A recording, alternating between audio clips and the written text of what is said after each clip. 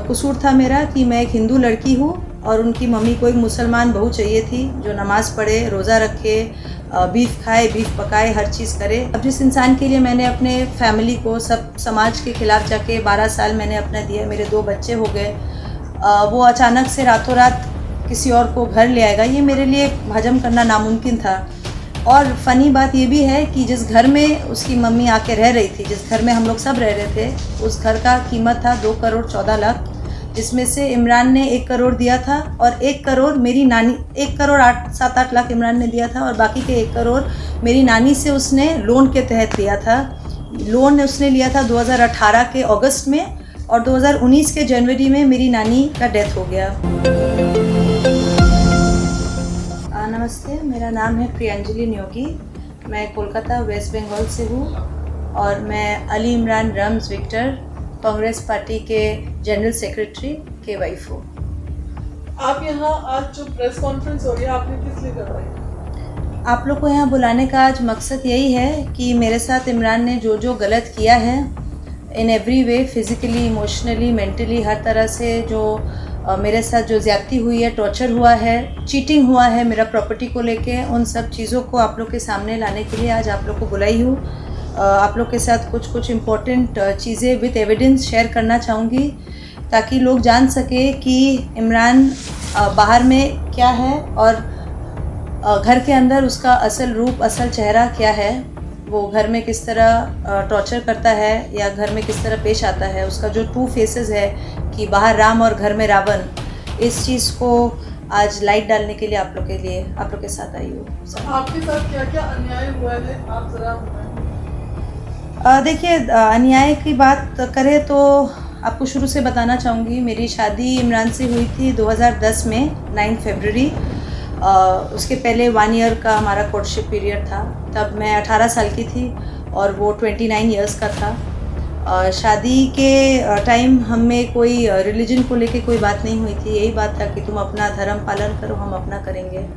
लेकिन उसी के तहत 9 फरवरी को 2010 we had a special marriage act. मेरे फैमिली डे 1 से इस शादी के ख़िलाफ़ थे और उसका सिंपल रीज़न था इमरान का फैमिली बैकग्राउंड। उसकी माँ एक कन्विक्टेड मर्डरर है, उसकी माँ 27 साल जेल में गुजार चुकी है, उसी के अपने फादर के कत्ल के इल्ज़ाम में। तो मेरे घर वाले बहुत ख़िलाफ़ थे इस रिश्ते के, लेकिन मैं तब 19 साल की थी, प्यार में थी उसके अच्छे बातों ने और जितना हमको सपना दिखाया था वो सबको आगे रख के आई थॉट कि I have a good future उसके साथ आगे। तो इन्हीं सब चीज़ों को ध्यान में रख के, दुनिया का परवाह बिना किए मैंने उससे शादी की थी। लेकिन शादी के 4 महीने बाद जब मैंने कंसीव किया था तब उन्होंने मुझे कहा कि ये तो मैं तुमको नहीं अपना पाऊँगा और ये शादी तो अभी तक मैंने अपने इलाके के लोगों को बताया नहीं है। कारण ये कि वहाँ के लोग ज़्यादातर मुसलमान हैं और मुसलमान का मेरा जो वोट बैंक है वो ख़राब होगा अगर ये बात पता चलेगा कि मैं एक हिंदू लड़की से शादी किया हूँ, तो तुमको निकाह करना होगा।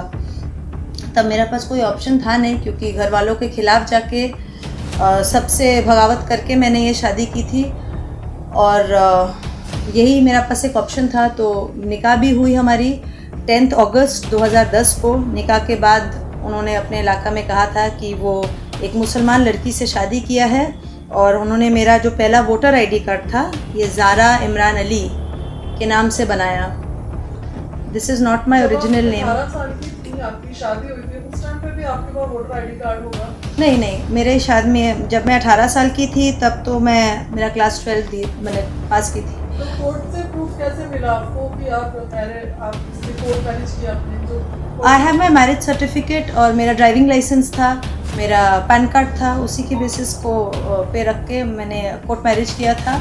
लेकिन वोटर आईडी नहीं था मेरे पास। तो वोटर आईडी पहले बनाया गया था मेरे शादी के बाद जब मैं 19 साल की थी, तो इमरान ने ज़ारा नाम से बनाया था जो मेरा नाम नहीं है। वो निकाह के दौरान जो नेम कन्वर्ट करके जो रखना है वो उसी ने रखा था और उसी से उन्होंने मेरा फर्स्ट वोटर आईडी इस नाम से बनाया था। मेरे सारे डॉक्यूमेंट्स प्रियंजलि न्योगी के नाम से, पैन कार्ड से आधार कार्ड, पासपोर्ट, एवरीथिंग। तो खैर निकाह होने के बाद भी एक दिन जब यही बात लेके हम लोग में अनबन हुई तो उन्होंने मुझे बुरी तरह मारा, पेट में भी घूसा मारा और मैं जो प्रेग्नेंट थी वो मेरा मिसकैरेज हो गया। वो था उसका first instance of domestic violence. After that became a regular affair.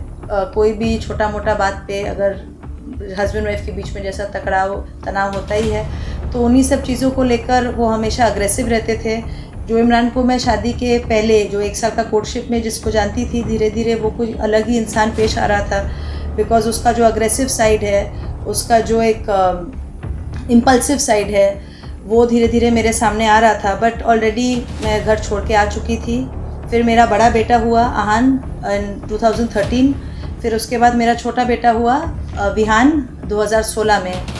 तो बच्चे होने के बाद भी मारपीट था, इन लोग के सामने भी मारना पीटना, it became part and parcel घर का। लेकिन तब भी हम टिके हुए थे, शादी को किसी तरह चला रहे थे। डाउरी का भी काफ़ी उन्होंने हैरेस किया था मुझे। डाउरी के लिए मेरे माँ बाप कभी इसमें मेरा हेल्प नहीं किए, लेकिन हाँ मेरी नानी बहुत सपोर्ट की थी हमको। कभी फ्रिज, कभी टीवी, कभी एसी, कभी कैश कि नया घर बना रहे तो कैश दो, कभी ज्वेलरी, ये सब के तरह वो मेरी नानी से लगभग 13 साल में 50-60 लाख रुपया तक ऐड चुका था।